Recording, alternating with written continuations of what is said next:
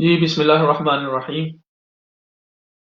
नाज़रीन, आप देख रहे हैं program UK immigration laws with Zahir Chaudhry. ये प्रोग्राम हर थर्सडे को यूके के मुकामी वक़्त 6 बजे आप लोगों की खिदमत में पेश करता हूँ। ये प्रोग्राम आपके सवालात की रोशनी में तरतीब दिया जाता है, जो आप मुख्तलिफ तरीकों से हमें बताते हैं। ये मेरी कोशिश ये होती है कि जी, जितने ज़्यादा से ज़्यादा सवालात क्योंकि ये मुख्तलिफ दौरानिए का प्रोग्राम होता है, तो जितने ज़्यादा से ज़्यादा सवालात मैं ले सकूँ, मेरी कोशिश होती है कि वो मैं ले सकूँ। अब क्योंकि वो होता मेरा ये है कि जो सवाल मैं लेता हूँ, तो फिर मेरी कोशिश होती है कि उसका जवाब इस तरीके से दिया जाए कि जो सुनने वाले हैं या जिसका सवाल है, उसको ये सारी इन्फॉर्मेशन जो है वो मिल जाए और किसी किस्म की कोई तशन्नुगी ना रहे। इस हवाले से आप भी आपके ज़हन में कोई यूके के किसी भी लॉज़ के हवाले से, इमिग्रेशन के हवाले से, असाइलम के हवाले से, नेशनैलिटी लॉज़ के हवाले से, फिर डिवोर्स के हवाले से, बच्चों के मामलात जो हैं उनके हवाले से, स्पॉन्सर लेसन्स के हवाले से, स्टूडेंट यानी कोई भी आपके ज़हन में अगर कोई लॉ से जुड़ा हुआ सवाल है, तो आप जो हैं वो मुझसे पूछ सकते हैं और मुझे खुशी होगी कि मैं आपके किसी सवाल का जवाब दे सकूँ। प्रोग्राम आगे बढ़ाने से पहले आप लोगों से जिस तरह से मैं अक्सर ये कहा करता हूँ कि जनाब जिन लोगों ने अभी तक मेरा यूट्यूब चैनल सब्सक्राइब नहीं किया, वो मेरा यूट्यूब चैनल जो है उसको सब्सक्राइब कर लें। ये आपकी तरफ से मोहब्बत का एक टोकन होता है कि अगर मैं अपना वक़्त निकालता हूँ आप लोगों के लिए भी, तो आप इतना तो कर ही सकते हैं कि आप मेरे यूट्यूब चैनल को सब्सक्राइब करें। उसमें फ़ायदा आपका है, ठीक है? ना सिर्फ़ आपको सारी लेटेस्ट जो वीडियोज़ हैं मेरी वो मिलेंगी, बल्कि उसमें जो इन्फॉर्मेशन होगी, वो आप खुद भी उसको इस्तेमाल कर सकते हैं और आपके अगर कोई फैमिली में दोस्त, रिश्तेदार को ज़रूरत हो तो आप उसको भी ये कह सकते हैं। क्योंकि अगर आप ज़ेएमसी टीवी यानी ज़ेडएमसी टीवी यूट्यूब पे जाएँगे तो वहाँ पे लॉ से जुड़ी हुई मेरी तमाम जो वीडियोज़ हैं वो आपको मिल जाएँगी और आपके बहुत सारे मसाइल जो हैं, जिसके लिए आप जो है वो परेशान हो, वो वहाँ से उनको उनका हल जो है वो मिल जाता है। तो इसलिए अब फिर ये है कि आप उसको कर लीजिए। आज का जो है सेशन वो क्वेश्चन आंसर्स के ही बारे में है, तो चलते हैं अपने पहले सवाल की तरफ। अच्छा, ये पहला सवाल ये है कि जी कि when we can apply for nationality यानी नेशनैलिटी कब जो है वो आपने कितने वक़्त के बाद आप उसकी एप्लीकेशन जो है वो दे सकते हैं। देखिए, इसके अंदर डिफरेंट जो है वो क्वालिफाइंग पीरियड है, लेकिन जो क्वालिफाइंग पीरियड एक है, वो है 5 इयर्स कि अगर आपको जो है वो अ, इस कंट्री में रहते हुए 5 साल हो गए हैं, तो फिर आप एंटाइटल होते हैं, आप नेशनैलिटी की एप्लीकेशन करने के लिए subject to the other condition वो भी मैं अभी आपको बताता हूँ, ठीक है? तो पहली बात तो आप ज़हन में रखें। स्पाउस के लिए ये लिखा होता है 3 इयर्स लेकिन क्योंकि उसमें भी अब जो आपको इंडेफिनिट लीव टू रिमेन मिलती है, वो आफ्टर 5 इयर्स मिलती है, तो उसके लिए भी आप अपने ज़हन में रखें कि आपको 5 साल ही पूरे करने पड़ेंगे। ठीक है जी? तो ये जो सवाल का बेसिक जो सवाल था कि जी कितने अरसे के बाद आप अप्लाई कर सकते हैं, जब आपका क्वालिफाइंग पीरियड 5 इयर्स जो है, वो पूरा हो जाए, तो फिर आप उसके लिए अप्लाई कर सकते हैं। इसके साथ क्योंकि दूसरी जो कंडीशन है वो ये है कि आपकी जो लीव है या आपका जो रेज़िडेंसी है उसके ऊपर किसी किस्म की टाइम लिमिट नहीं होनी चाहिए, ठीक है ना? यानी आपके पास इंडेफिनिट लीव टू रिमेन होनी चाहिए यानी उसके ऊपर नो टाइम लिमिट्स होनी चाहिए। अब इसी तरीके से आप देखें जब स्पाउस वीज़ा पे आते हैं तो पहले ये होता था कि 2 साल का वीज़ा मिलता था, 2 साल के बाद आप इंडेफिनिटली अप्लाई कर लेते थे और क्योंकि वो जो क्वालिफाइंग पीरियड लिखा हुआ है नेशनैलिटी एक्ट में वो 3 साल था उस वक़्त। तो फिर आपको 2 साल के बाद आपको साल इंतज़ार करना पड़ता था, ठीक है? और 3 साल के बाद फिर आप अप्लाई करते थे। लेकिन अब ये सूरत-ए-हाल नहीं है। लोग अक्सर अभी भी इसको इस तरह कन्फ्यूज़ करते हैं कि जी शायद जो है वो 3 साल के बाद नहीं, 3 साल के बाद नहीं, क्यों? कि 3 साल के बाद तो आपके पास लिमिटेड लीव टू रिमेन होगी, इंडेफिनिट लीव टू रिमेन नहीं होगी। तो फिर 3 साल के बाद आप कैसे अप्लाई कर सकते हैं? और ना ही फिर जब आपको 5 साल पूरे हो जाएँ स्पाउस वीज़े के ऊपर, तो फिर भी आपको साल इंतज़ार करने की ज़रूरत नहीं है। ये भी एक थोड़ा कन्फ्यूज़न लोगों के ज़हन में होता है कि यार हमें इंडेफ़िनिट मिल गया है, तो क्या हमें जो है वो 1 साल इंतज़ार करना चाहिए अपने नेशनैलिटी की एप्लीकेशन देखने के लिए। तो ऐसा जो है वो नहीं है, आप उसमें कर सकते हैं। इसके साथ फिर ऑब्वियसली एक जो और रिक्वायरमेंट है, बेसिक जो फिर रिक्वायरमेंट होती है, वो ये है कि you are a person of good character, ठीक है? अब ये गुड कैरेक्टर को बहुत उन्होंने वास्ट कर दिया हुआ है इसके मीनिंग में और हर चीज़ जो है वो इसमें ली जाती है। लिहाज़ा ये है कि अगर आप की कोई कन्विक्शन है, कोई इवन इंक्लूडिंग ड्राइविंग ऑफेंसेस है, तो आपने उनको डिस्क्लोज़ करना है। चाहे वो स्पेंट भी हो चुके हैं, तो आपने उनको जो है वो डिस्क्लोज़ करना है। 2 वीक पहले मैंने एक जो लेटेस्ट केस लाया था, वो भी मैंने आप लोगों के साथ शेयर किया था कि ये जो डिस्क्लोज़र होता है, ये कितना इम्पोर्टेंट होता है। तो आपने ये सारी चीज़ें जो है वो करनी है। ये पहले बताने का मकसद ये होता है कि एप्लीकेशन करने से पहले आपको पता चल जाए कि आपने क्या करना है। इसमें एक और जो चीज़ इम्पोर्टेंट है, गुड कैरेक्टर में, वो ये है कि पिछले 10 सालों के अंदर आपका किसी किस्म का कोई इमिग्रेशन ब्रीच भी नहीं होना चाहिए। इसलिए फिर ये ज़हन में रख लीजिएगा कि अगर 10 सालों के अंदर-अंदर आपका कुछ इमिग्रेशन ब्रीच है, तो वो फिर आपको रिफ्यूज़ कर देंगे और कहेंगे कि जब आपके 10 साल पूरे हो जाए तो फिर लाइक उसकी एग्ज़ाम्पल आपको मैं दे देता हूँ कि मसलन एक शख़्स जो है वो यूके में आया है, किसी भी कैटेगरी में आया है, उसके बाद वो ओवरस्टे हो गया और फिर कुछ अरसा गुज़रने के बाद जो है उसको जो है वो लीव मिल गई। अब वो लीव मिलने के बाद जो है उसको इंडेफिनिट मिल गया है। तो अब ये देखा जाएगा कि उसको पहली लीव कब मिली थी। अब पहली लीव से लेके फिर आप आखिरी जब लीव आपकी इंडेफिनिट आपको हुआ है, देखा जाएगा कि इन 10 सालों के अंदर आपका कोई इमिग्रेशन ब्रीच तो नहीं हुआ। अगर इमिग्रेशन ब्रीच हुआ है, तो फिर ऑब्वियसली आप जो हैं वो आपको वो रिफ्यूज़ कर देंगे आपकी नेशनैलिटी क्योंकि ये महँगी एप्लीकेशन होती है, इसलिए आप एप्लीकेशन करने से पहले ज़रूर इस बात को सोच लीजिएगा कि पिछले 10 सालों में मेरा कोई अब 10 साल तो ये है कि अब जो बंदे 10 सालों के रूट में अब अगर कोई स्पाउस पे आया हुआ है, तो वो तो स्पाउस तो 5 इयर्स का है, तो 5 इयर्स के बाद तो उसने वैसे ही अप्लाई करना है। तो उसके ऊपर ये रूल जो है वो एप्लीकेबल नहीं होता। तो इसलिए फिर इसी तरीके से मेरी अपनी अंडरस्टैंडिंग है कि अगर आप रिफ्यूजी हैं और रिफ्यूजी स्टेटस जो है वो आपको मिला हुआ है और उसके बाद आपने उसका इंडेफिनिट अप्लाई किया, तो फिर आपको जो ही इंडेफिनिट मिल गया उसके बाद आपको इंतज़ार करने की ज़रूरत नहीं है, आप फौरन नेशनैलिटी की एप्लीकेशन कर सकते हैं क्योंकि कुछ लोगों का ख़्याल है कि साल उसमें इंतज़ार करना पड़े, साल क्यों इंतज़ार करना पड़े जी, जो क्वालिफाइंग पीरियड है 5 इयर्स का वो पूरा कर लिया। मेरे पास इंडेफिनिट लीव टू रिमेन है, मैंने लाइफ इन यूके और इंग्लिश टेस्ट पास कर लिया है और मैं पर्सन ऑफ गुड कैरेक्टर हूँ, तो फिर मैं क्यों उसका वेट करूँगा? तो लिहाज़ा ये भी आप अपने ज़हन में रख लीजिएगा। ठीक है जी। हाँ, अगर जो हमारे यूरोपियन नेशनल भाई हैं, बहनें हैं और उनके जो फैमिली मेंबर्स हैं, उसके लिए ये बात है कि जब उनको अब तो नए जो लॉज़ के तहत उनको भी अब जो सेटलमेंट स्कीम के तहत उनको भी इंडेफिनिट लीव टू रिमेन अगर मिल गई है या पुराना ज़माने में उसको हम कहते थे सेटल स्टेटस वो मिल गया है, तो उसके बाद फिर 1 साल इंतज़ार करना होता है और उसके बाद फिर वो नेशनैलिटी के लिए अप्लाई करते हैं।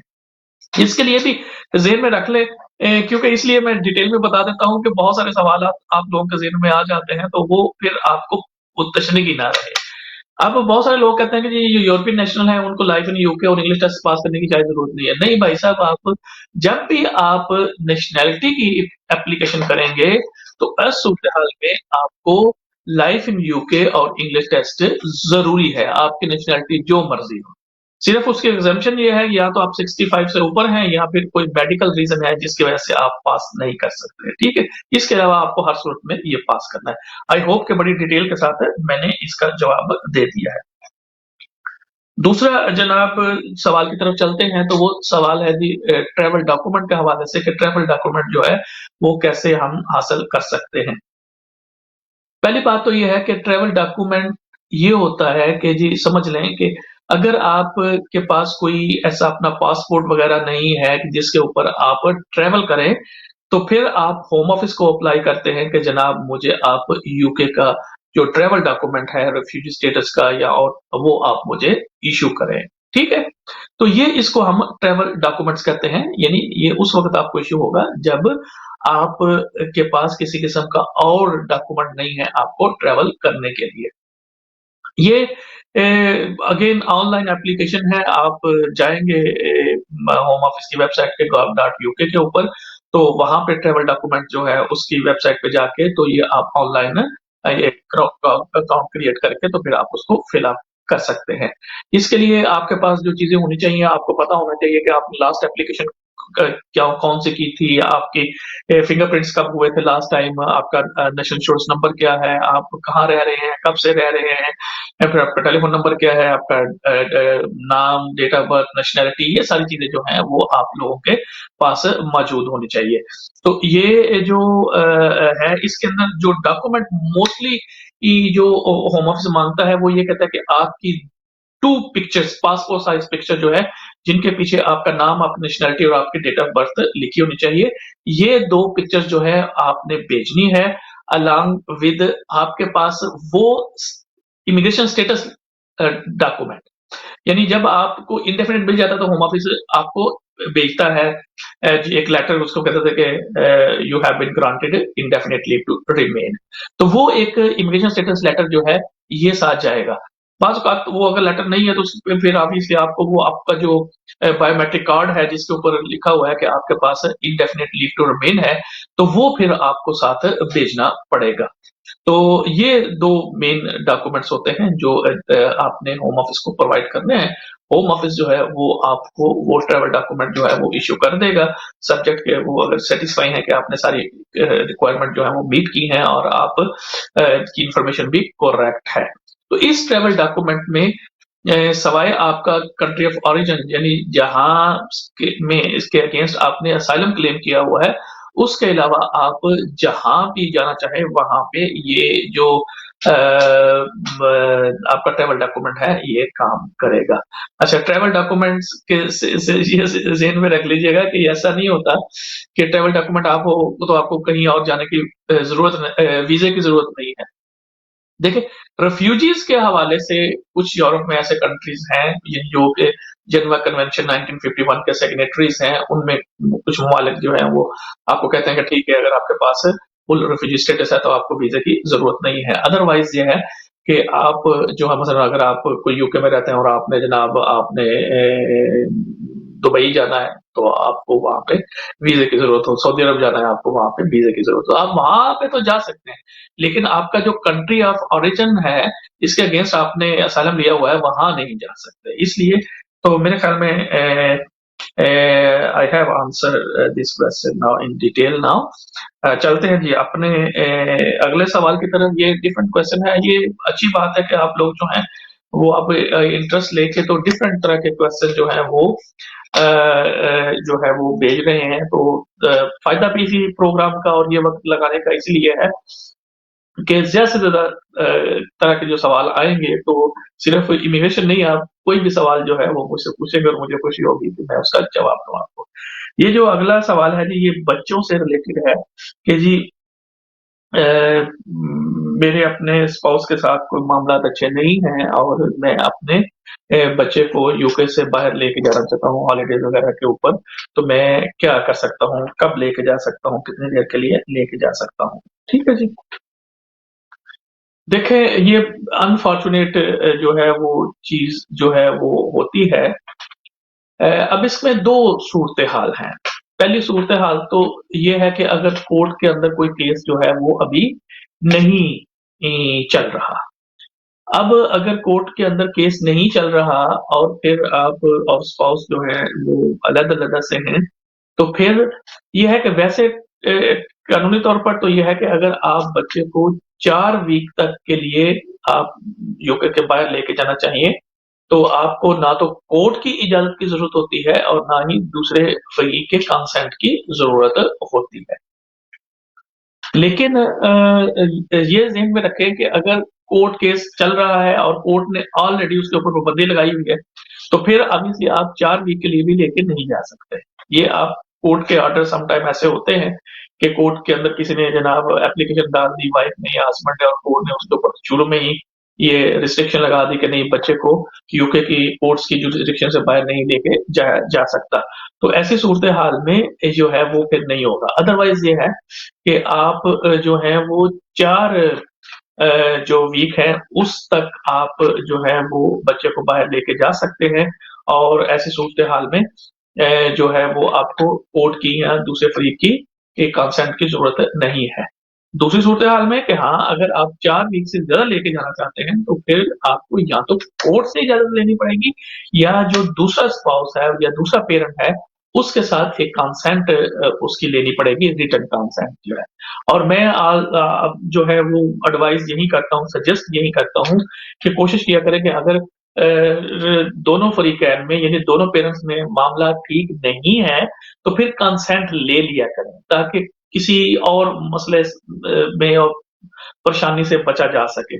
और अगर कंसेंट नहीं होता तो कोर्ट से इजाज़त जो है वो ले लें कि जनाब मैं 3 वीक के लिए, 4 वीक के लिए जाना चाह रहा हूँ, तो ऑब्वियसली कोर्ट जो है वो आपसे कोई अंडरटेकिंग वगैरह ले लेगी कि आप वापस बच्चे को लेके आएँगे।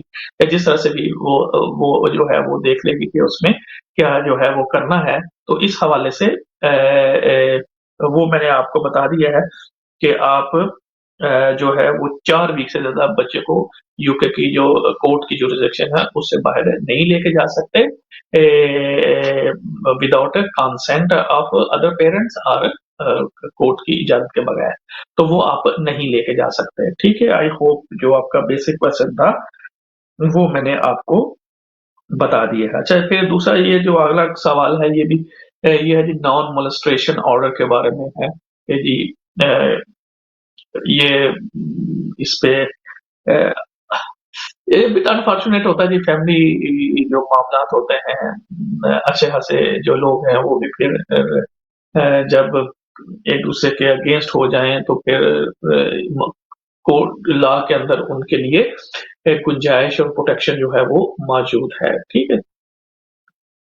ये सिर्फ़ हस्बैंड एंड वाइफ के लिए ही नहीं है जो नॉन मोलेस्टेशन ऑर्डर है, और भी बहुत सारे रिश्तेदार जो हैं वो इसमें शामिल होते हैं जो कि क्लोज़ रिलेटिव होते हैं। अ, तो नॉन मोलेस्टेशन ऑर्डर ये होता है कि अगर आप को कोई अनरीज़नेबली ये जो है वो यानी लिस्टेड जो शख्स है, वो आपको जिसमें पेरेंट्स भी हो सकते हैं, माँ-बाप भी हो सकते हैं, और आपके हस्बैंड या वाइफ जो है वो भी हो सकता है। नॉर्मली ये नॉन मोलेस्टेशन ऑर्डर जो है, ये हस्बैंड वाइफ के अगेंस्ट या वाइफ जो है वो हस्बैंड के अगेंस्ट ही लेती है, इसलिए इसको इसी कॉन्टेक्स्ट में अगर ज़्यादा देखेंगे तो आसानी से समझ जाएँगे। तो देखें, अगर आप ये समझते हैं कि आपका कोई स्पाउस जो है या जो एक्स स्पाउस है या स्ट्रेंज स्पाउस है, वो आपको अननेसेसरी टीज़ कर रहा है, अब आप इकट्ठे भी नहीं रहते, आपको टेक्स्ट कर रहा है, आपको फ़ोन कर रहा है, आपको जो है स्टॉक कर रहा है और हरासमेंट हो रही है। तो ऐसी सूरत-ए-हाल में आप स्ट्रेसफुल होते हैं, तो आपको पता नहीं चलता कि आपने क्या करना है। तो इसके लिए ये है कि आप कोर्ट के अंदर एक एप्लीकेशन करेंगे जिसको हम कहते हैं नॉन मोलेस्टेशन ऑर्डर के लिए, ठीक है? तो उसमें ये होगा कि आप अपनी एक स्टेटमेंट शुरू में कोर्ट के अंदर एक फॉर्म फिल करेंगे, और फॉर्म के साथ उसकी स्टेटमेंट जो है वो फिल करेंगे और उस पर बनाएँगे, और उसमें बताएँगे कि क्यों आप ये ऑर्डर जो है वो आपको चाहिए है। तो जब आप करेंगे सामने फैमिली कोर्ट में, मजिस्ट्रेट कोर्ट में आमतौर पर ये सुना जाता है। तो ऐसे सूरत-ए-हाल में ये है कि कोर्ट उस डॉक्यूमेंट्स को और आपके स्टेटमेंट को देखेगी, अगर वो समझेगी कि हाँ, आपको फौरी तौर पर जो है वो ज़रूरत है कोर्ट के किसी ऑर्डर की, तो कोर्ट क्या करेगी, वो विदाउट नोटिस एप्लीकेशन जो है, उसी के ऊपर आपका जो है वो इंटरिम नॉन मोलेस्टेशन ऑर्डर जो है वो इश्यू कर देगी। ठीक है जी? और उसके बाद जो है वो जब ऑर्डर इश्यू हो जाएगा, तो उसके बाद फिर आपने उसको दूसरी पार्टी के ऊपर सर्व करना होता है। तो आप खुद भी सर्व कर सकते हैं, मामला क्योंकि इतने वोलेटाइल होते हैं, तो हम ये कहते हैं कि आप प्रोसेस सर्वर ले लें और उसके ज़रिए यानी कोर्ट का ऑफिसर ले लें, उसके ज़रिए आप जो है वो दूसरी पार्टी के ऊपर सर्व करवा दें। आप उसकी ईमेल के ऊपर आप उसको भेज सकते हैं। ये बहुत सारे मेथड अब जो है वो मौजूद हैं। तो उसमें नॉर्मली जो है कोर्ट यही कहते हैं, जब आप कहते हैं कि ना आप अपने ये जो दूसरा आपका स्पाउस है ना, या दूसरा जो भी शख्स है, यानी जो रिस्पोंडेंट है, ना आप उसको फ़ोन करेंगे, ना उसको आप टेक्स्ट मैसेजेस करेंगे, ना किसी और तरीके से उसको अप्रोच करने की कोशिश करेंगे, ना ही आप डायरेक्टली और इनडायरेक्टली यानी किसी दूसरे लोगों के थ्रू भी उसको जो है वो प्रेशराइज़ नहीं करने की कोशिश करेंगे। सम टाइम तो ये बुद्धि होती थी कि 100 मीटर का जो सर्कल है उसके अंदर आप जो है वो नहीं जा सकते। तो ये इस तरह की जो है वो कंडीशन कोड जो है वो लगा देता है। अब इसलिए जब ये नोटिस हो जाते हैं तो फिर जो रिस्पोंडेंट होता है वो अपनी भी स्टेटमेंट बनाएगा और वो कोर्ट के अंदर जाएगा, और कोर्ट जो है वो फिर देखेगी दोनों सूरत-हाल में, तो वो देखेगी कि क्या कौन-सी एविडेंस जो है वो कोर्ट के सामने जो है वो पेश की गई है, और क्या इसके ऊपर जो है वो होता है नॉन मोलेस्टेशन ऑर्डर जो है। इसके अंदर एक जो है ऑक्यूपेशनल ऑर्डर भी होता है, उसके ऊपर किसी दिन बाद में बात करूँगा, तो उसके ऊपर आज बात नहीं कर रहा। तो ये आज जो है वो सिर्फ़ नॉन मोलेस्टेशन ऑर्डर के ऊपर ही बात जो है वो मेरे ख्याल में हो गई है। तो इसलिए आपने इसको एहतियात से करना है, क्योंकि नॉर्मली ये होता है कि अगर ये ऑर्डर हो जाता है, तो उसकी अगर वायलेशन होती है तो ये कंटेम्प्ट ऑफ कोर्ट होता है, ठीक है? तो सम टाइम ये होता है कि आप कहते हैं जी ठीक है, आप नॉन-वेजिटेरियन ऑर्डर तो ना करें, मैं अंडरटेकिंग दे देता हूँ या दे देती हूँ कि जो भी बातें इसमें लिखी है मुझे कोई, मैं क्यों इसके साथ राब्ता करूँगा या करूँगी, तो आप बस अपनी अंडरटेकिंग दे देते हैं। तो अंडरटेकिंग के जो कॉन्सिक्वेंसेज़ हैं कुछ और होते हैं, और जो ऑर्डर होता है कोर्ट का नॉन मोलेस्टेशन का, उसके जो कॉन्सिक्वेंसेज़ हैं वो कुछ और होते हैं। लिहाज़ा अगर आपने आपके अगेंस्ट जो है वो नॉन रजिस्ट्रेशन ऑर्डर है, तो मेरी आपसे दरख्वास्त ये है कि आप थोड़ा बिहेव करें उस सूरत-हाल में। ज़्यादा किसी को तंग करने की ज़रूरत नहीं है, क्योंकि इसके अंदर पुलिस के पास अरेस्ट की पावर दी जाती है कि अगर कोई शख्स कोर्ट का ये ऑर्डर जो है उसको वायलेट करे तो उसको अरेस्ट किया जा सकता है, ठीक है? तो इसलिए आप कोशिश करें कि उसको, आई होप कि इसके ऊपर किसी दिन हो सकता है कि सिर्फ़ नॉन मोलेस्टेशन के ऊपर ही किसी दिन एक पूरा प्रोग्राम कर लेंगे कि इसकी फ़ीस कितनी होती है, फॉर्म कौन-सा इस्तेमाल करते हैं, क्या करना है, क्या है, तो वो पूरा प्रोग्राम किसी दिन इसके ऊपर कर लूँगा। तो क्योंकि ये सवाल था तो उसके लिए मैंने आपको उसका दिया जी। अगले सवाल की तरफ बढ़ते हैं जी। ये सवाल इसको कई दफ़ा मैं डिस्कस कर चुका हूँ, लेकिन फिर भी सवाल आया है, तो वो कहता है जी मैं जो है वो 18,600 नहीं कमा रहा, तो क्या फिर भी मैं अपने स्पाउस को यूके में बुला सकता हूँ? अ, अगर स्ट्रेट फॉरवर्ड आंसर दूँ तो यस, फिर भी बुला सकते हैं जनाब। अब लॉ के अंदर ये गुंजाइश मौजूद है कि अगर आप जो है आपकी जो एनुअल ग्रॉस इनकम जो है वो 18,600 नहीं है, तो अ, ऐसे सूरत-हाल में जो है वो फिर भी आप अपने स्पाउस को बुला सकते हैं। अच्छा, इसमें क्योंकि ये कॉम्प्लेक्स है, इसके अंदर इसलिए मैंने कहा कि मेरा अगर यूट्यूब चैनल ज़ेडएमसी टीवी आप सब्सक्राइब करेंगे ना, उसके अंदर जो मैरिज वाला वीडियो होगा ना, उसके अंदर सारी चीज़ें आपको नज़र आ जाएँगी।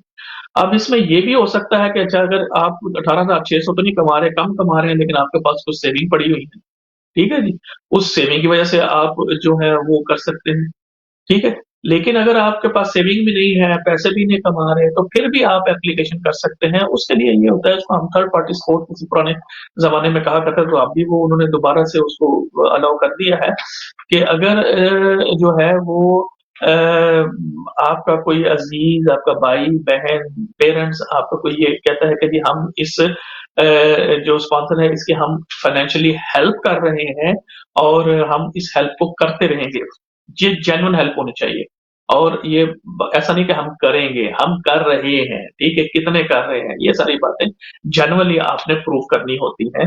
तो फिर और इसके साथ अगर जो वहाँ से एप्लीकेंट है, जो आ रहा है, अगर उसके लिए कोई जॉब अरेंज हो जाती है, जॉब यानी जेन्युइन जॉब, उसको ऑफ़र कर दी जाती है। हाँ जी, सब्जेक्ट टू द इमिग्रेशन जो है अगर ये शख्स यहाँ आएगा या आएगी, तो हम इसको ये जॉब देंगे, ये इतने घंटे इसने काम करना है, ये इसकी सैलरी होगी, ये उसकी एंटाइटलमेंट होगी, ये सारी चीज़ें उसमें लिखी जाएँगी।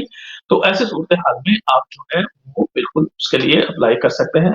अगर आप देखने के लिए एक ज़हन में सिर्फ़ इतना रखिएगा कि अगर आप जो है वो रिक्वायरमेंट पूरी नहीं करते, तो ऐसी सूरत-हाल में अगर वीज़ा ग्रांट होता है, तो वो आपको ऑन अ 10 ईयर रूट जो है वो होगा। यानी 2.5 साल का आपको वीज़ा तो मिल जाएगा, फिर after every 2 and half year आपको वो एक्सटेंशन करवानी होगी, और उस कैटेगरी के अंदर जब आप 10 साल आपको पूरे हो जाएँगे, तो फिर आप जो है वो अप्लाई करेंगे इंडेफिनिट लीव टू रिमेन के लिए। ठीक है, I hope I answered this question. जी, चलते हैं जी अगले सवाल की तरफ जी।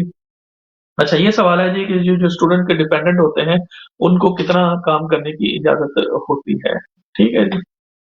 ये भी अक्सर सवाल आता है, तो आप लोग जो है इसको भी नोट कर लीजिए फिर। अच्छा, बात पहले तो ये बात है कि ये ज़हन में रख लीजिएगा कि अगर कोई स्टूडेंट जो है वो लेवल 7 या उसके ऊपर कोई कोर्स कर रहा है, तो फिर वो अलाउ होगा कि वो अपने डिपेंडेंट को साथ ला सके। ठीक है जी, इससे कम नीचे वाला जो कोर्स होगा, उसके लिए डिपेंडेंट जो है वो नहीं आएगा। डिपेंडेंट में जो है वो आपका हस्बैंड या वाइफ और आपके 18 साल से कम उम्र के बच्चे जो हैं वो शामिल हैं। ठीक है जी? अब ये है कि जो स्टूडेंट होगा अगेन सब्जेक्ट टू कि कौन-सा कोर्स कर रहा है, उसको यूजुअली ये है कि 20 आवर्स पर वीक जो है उसको टर्म टाइम्स में काम करने की इजाज़त होती है। तो वो तो भी है, लेकिन उसका जो डिपेंडेंट होगा यानी जो उसका हस्बैंड हो या वाइफ हो, ठीक है? तो उसके ऊपर किसी किस्म की कोई रिस्ट्रिक्शन नहीं है कि वो चाहे तो वो जितना मर्ज़ी काम करे या उसके उसके ऊपर डिपेंड करता होगा कि वो कितना काम जो है वो उसके ऊपर कर सकता है। तो ये डिपेंडेंट के ऊपर काम है। हाँ, जिस तरह से मैंने कहा है कि जो स्टूडेंट है, वो उसने लाज़मी तौर पर जो है वो सिर्फ़ जो उसकी एंटाइटलमेंट है 20 आवर्स की टर्म टाइम के अंदर उसने वही करनी है। तो आई होप कि आप आज का प्रोग्राम जो है उसको एन्जॉय किया होगा आपने और इसी तरीके से आप अपने सवालात का जो है वो मुझे भेजते रहें, ताकि ना सिर्फ़ आपका बल्कि बहुत सारे लोग जो ये मेरा programme UK immigration law with Sahil Chaudhary देख रहे होते हैं उनका फ़ायदा जो है वो हो जाए। ये आपका प्रोग्राम है, आपकी मोहब्बतों की नज़र है। प्रोग्राम के ख़िताम में सिर्फ़ आप लोगों से यही दरख़्वास्त है कि जिन लोगों ने अभी तक मेरा यूट्यूब चैनल जो है उसको सब्सक्राइब नहीं किया, तो वो मेरे यूट्यूब चैनल को जो है वो सब्सक्राइब करें। आपकी मोहब्बतों का बहुत शुक्रिया। टिल नेक्स्ट थर्सडे अपने मेज़बान, अपने भाई, अपने दोस्त साहिल चौधरी को इजाज़त दीजिएगा। अपने-अपने गिरदो-नवाह के लोगों का ख़्याल रखिएगा। अल्लाह हाफ़िज़।